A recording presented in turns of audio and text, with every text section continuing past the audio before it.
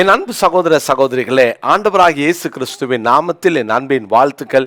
இன்றைய முத்திய இந்த சிறிய தியானத்தின் மூலமாக உங்களை சந்திப்பதில் நான் மகிழ்ச்சி அடைகிறேன். பிரியமான தேவனுடைய பிள்ளைகளே, இந்த வருஷத்தில் ஆண்டவருடைய பெரிதான கிருபையினாலே இந்த முதல் வாரத்தில் ஒரு நல்ல தீர்மானம் எடுப்போம். அதிகமான ஜெபத்திலே நாம் அதிகம் நேரத்தை செலவிட ஆண்டவர் நம்மை அழைக்கிறார். நிறைய ஜெபம் பண்ணணும். ஜெப குறைவுகளை கர்த்தர் மாற்றுவாராக. விசேஷமாய் ஒவ்வொரு நாளும் காலையில் 5:30 மணி முதல் 6:30 மணி வரை நம்முடைய ப்ரேயர், தேசத்துக்காக ஜெபிக்கிறோம். ஒரு சின்ன ஒரு செய்தி, ஒரு நல்ல ஒரு கன்ஃபெஷன் ப்ரேயர். ஆண்டவருடைய பிள்ளைகளே, இந்த 1 மணி நேரம் போகிறதே தெரியாது. நீங்களும் குடும்பமாக வந்து கலந்து கொள்ள அன்போடு அழைக்கிறேன். இந்த நாளிலும் சங்கீதங்களின் புஸ்தகம் 65ஆம் சங்கீதம் 11ஆம் வசனத்தை நான் வாசிக்கிறேன். 65ஆம் சங்கீதம் 11ஆம் வசனம். வருஷத்தை உம்முடைய நன்மையால் முடிசூட்டுகிறீர், உமது பாதைகள் நெய்யாய் பொழிகிறது. வருஷத்தை உம்முடைய நன்மையால் முடிசூட்டுகிறீர். அழகான வசனம். வருஷ பிறப்பிலே இந்த வசனத்தை சொல்லி நம்ம ஜெபிக்கிறது உண்டு. இந்த 2025ஐயும் கர்த்தர் நன்மையால் முடிசூட்ட விரும்புகிறார். தேவன் நன்மை செய்கிறவராய் சுற்றி திரிந்தவர் இந்த வருஷத்தில் உங்கள் வாழ்க்கையில் நன்மைகளை செய்வார், நன்மையினால் முடிசூட்டுவார்.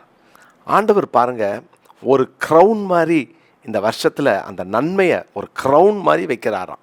எவ்வளோ ஒரு நல்ல ஆண்டவரை நம்ம ஆராதிக்கிறோம் இல்லையா?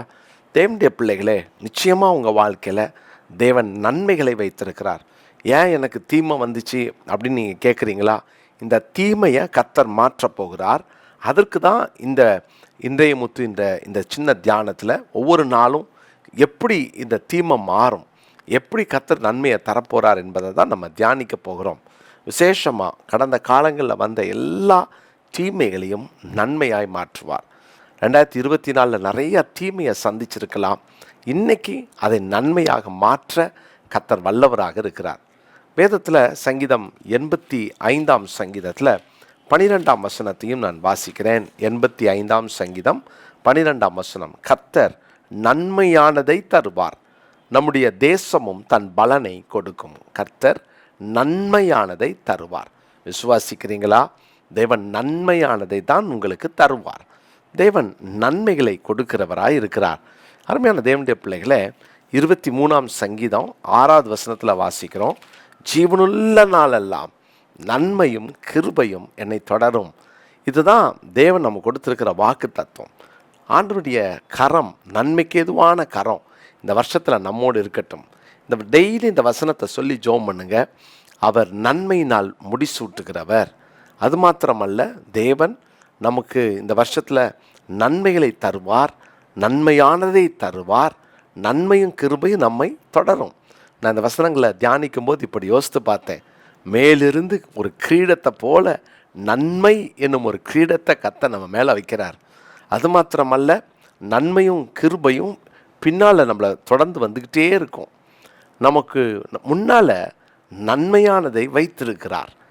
தேசம் தன் பலனை கொடுக்கும். கர்த்தர் நன்மையானதை தருவார். அப்போ என்னை சுற்றிலும் தேவன் நன்மைகளை வைத்திருக்கிறார். எனவே இந்த நாட்களில் அதை விசுவாசிப்போம். சோர்ந்து போகாதீங்க.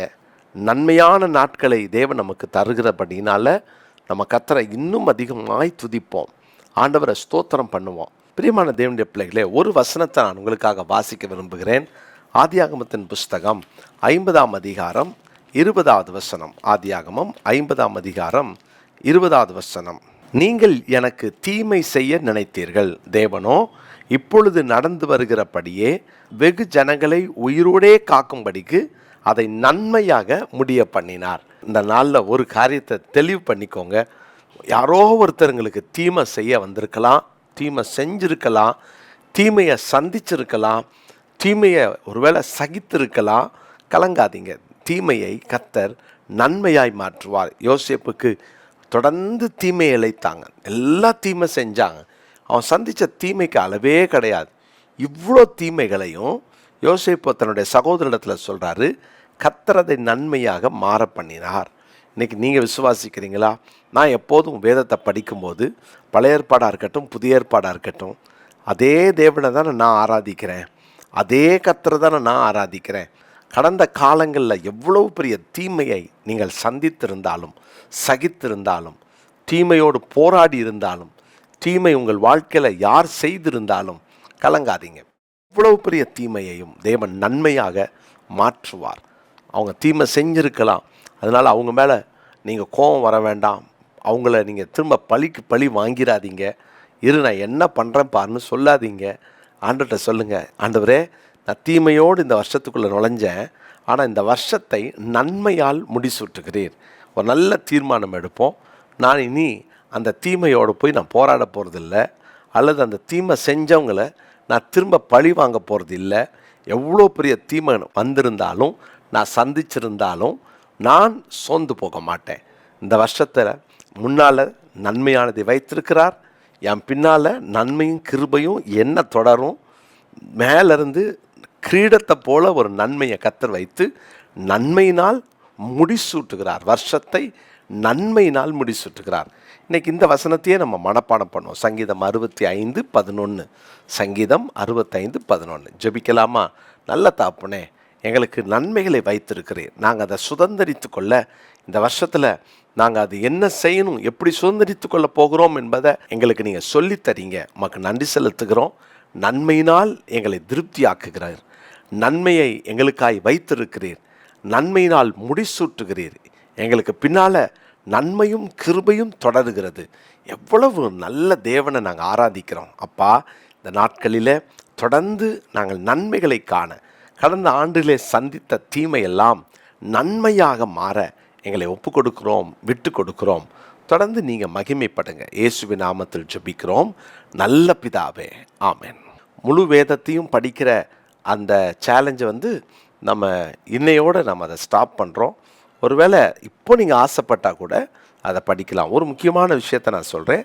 இந்த முழு வேதத்தையும் படிக்கிற இந்த சேலஞ்ச் கூடுமான வரைக்கும் முழங்கால் போட்டு நம்ம படிக்கலாம். முடியாதவங்க பரவாயில்ல. அது மாத்திரமல்ல, நீங்கள் பார்த்தீங்கன்னா ஆதியாகமம் முடித்த உடனே அடுத்தது நீங்கள் யோபுவை படிக்க வேண்டியது வரும். ஏன்னா இது குரோனாலஜிக்கல் அந்த ஆர்டரில் வரும். வேதம் எங்கே எப்போ எழுதப்பட்டதோ அந்த அடிப்படையில் இது வரதுனால நீங்கள் இதனால இன்ட்ரெஸ்டிங்காக இருக்கும். நீங்கள் இப்போ படிக்க போகிற இந்த பகுதி இன்ட்ரெஸ்டிங்காக இருக்கும். நிச்சயமாக கர்த்தர் உங்கள் வாழ்க்கையில் பெரிய காரியங்களை செய்வார். இல்லை நானும் விட்ட இந்த ஆதியாகமத்தை இன்றைக்கி நான் திரும்ப ஆரம்பிக்க போகிறேன் அப்படின்னு நீங்கள் ஆசைப்பட்டீங்கன்னா இன்றைக்கி நீங்கள் உடனே அதை என்ரோல் பண்ணிக்கோங்க. கர்த்தர் உங்களை ஆசீர்வதிப்பார். God bless you.